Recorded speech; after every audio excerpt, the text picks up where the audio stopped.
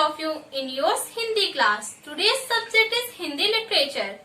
Students, Hindi literature में हमारा periodic test first का सिलेबस कंप्लीट हो गया है एंड प्रीवियस क्लास में हम लोगों ने इसका रिवीजन स्टार्ट किया था. स्टूडेंट्स, आप सभी को सिर्फ पेन पेपर टेस्ट के चैप्टर्स को ही पीरियोडिक टेस्ट के लिए तैयार करना है.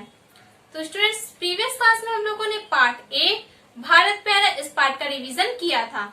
आज हम पार्ट 4 भारत कोकिला सरोजनी नायडू इस पार्ट का रिवीजन करेंगे. तो आइए अब हम इसका रिवीजन स्टार्ट करते हैं. स्टूडेंट्स, सरोजनी नायडू का जन्म 13 फरवरी 1879 को हुआ था.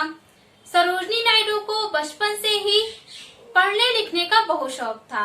उन्हें पुस्तकें पढ़ने का तथा कविताएं लिखने का शौक था. सरोजनी नायडू ने 11 वर्ष की आयु में अंग्रेजी में कविता लिखी थी. यह कविता 1300 पंक्तियों की थी तथा इसका शीर्षक था the lady of the lake.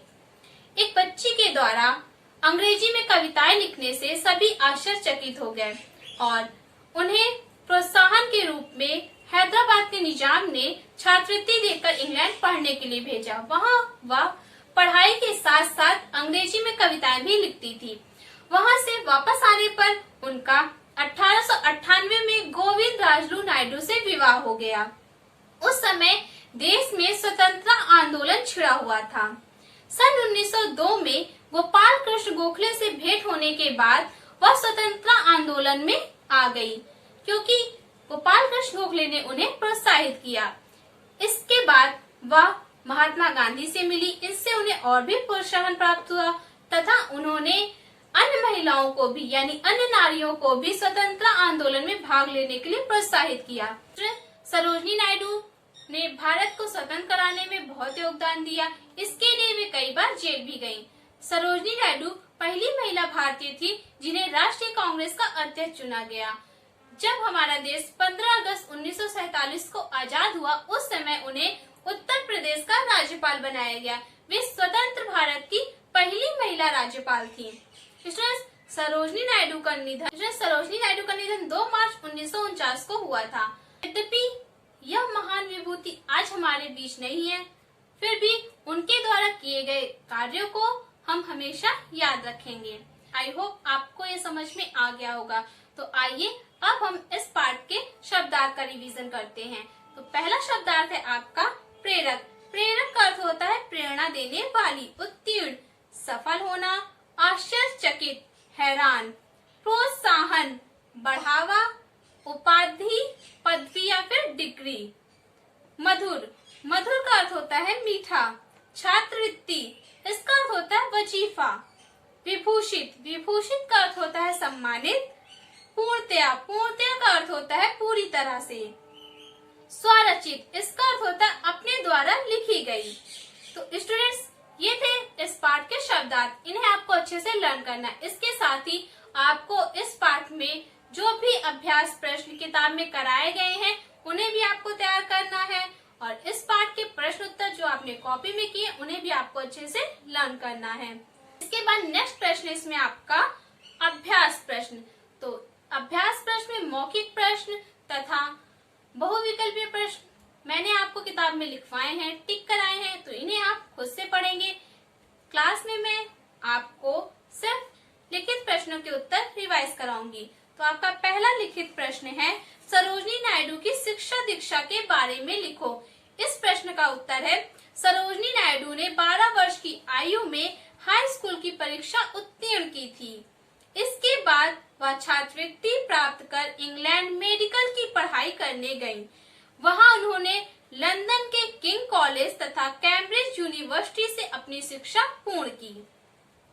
इसके बाद दूसरा प्रश्न है आपका सरोजनी नायडू ने स्वतंत्रता आंदोलन में क्या काम किया.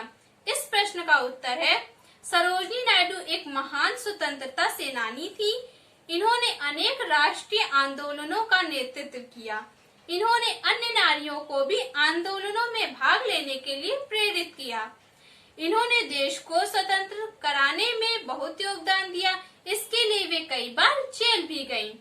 नेक्स्ट प्रश्न है आपका उन्हें भारत कोकिला क्यों कहा जाता है.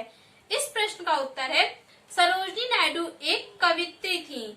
उनकी आवाज बहुत मधुर थी। उन्होंने कई स्वरचित कविताओं का मधुर स्वर में पाठ किया है। इसी मधुर स्वर के कारण उन्हें भारत कोकिला कहा जाता है। नेक्स्ट प्रश्न है, स्वतंत्र भारत में उन्हें कौन सी जिम्मेदारी सौंपी गई? इस प्रश्न का उत्तर है, स्वतंत्र भारत में उन्हें उत्तर प्रदेश के राज्यपाल की जिम्मेदारी सौंपी गई। इसके बाद नेक्स्ट प्रश्न है आपका, सरोजिनी नायडू के जन्म और मृत्यु का समय लिखो। इस प्रश्न का उत्तर है, सरोजिनी नायडू का जन्म 13 फरवरी 1879 को हुआ था तथा उनकी मृत्यु 2 मार्च 1949 को हुई थी। तो स्टूडेंट्स, ये थे हमारे लिखित प्रश्नों के उत्तर। आपको इन सभी प्रश्न उत्तरों को अच्छे से लर्न करना है। इसके साथ ही आपको इस पाठ के अभ्यास प्रश्नों को भी अच्छे से तैयार करना है। पाठ का रिवीजन करने के बाद अब आते हैं हम रिवीजन क्लास वर्क पर। तो रिवीजन क्लास वर्क आप अपनी होमवर्क कॉपी में करेंगे, date and revision class work mention करके। रिवीजन क्लास वर्क में आपको इन प्रश्नों के उत्तर राइट करने हैं। पहला प्रश्न है आपका, स्वाधीनता संग्राम में भाग लेने के लिए उन्हें किसने प्रेरित किया? दूसरा प्रश्न, सरोजिनी नायडू के जन्म तथा मृत्यु का समय लिखो। तीसरा प्रश्न, स्वतंत्र भारत में उन्हें कौन सी जिम्मेदारी सौंपी गई? चौथा प्रश्न, शब्दार्थ, इनके आपको अर्थ लिखने हैं। उपाधि, उत्तीर्ण, स्वरचित, विभूषित, प्रोत्साहन। तो ये है आपके रिवीजन क्लास वर्क के प्रश्न उत्तर। अगर आपको यह नहीं याद है तो सबसे पहले आप इन्हें याद करेंगे, देन उसके बाद अपनी होमवर्क कॉपी में राइट करेंगे। क्लास वर्क के बाद अब आते हैं हम होमवर्क पर। तो स्टूडेंट्स, होमवर्क भी आप अपनी होमवर्क कॉपी में राइट करेंगे, date and revision homework mention करके। तो स्टूडेंट्स, आपको होमवर्क में इन प्रश्नों के उत्तर राइट करने हैं। पहला है आपका मौखिक प्रश्न। आपको मौखिक प्रश्न से 3 और 4 के प्रश्न उत्तर याद करने हैं और राइट करने हैं।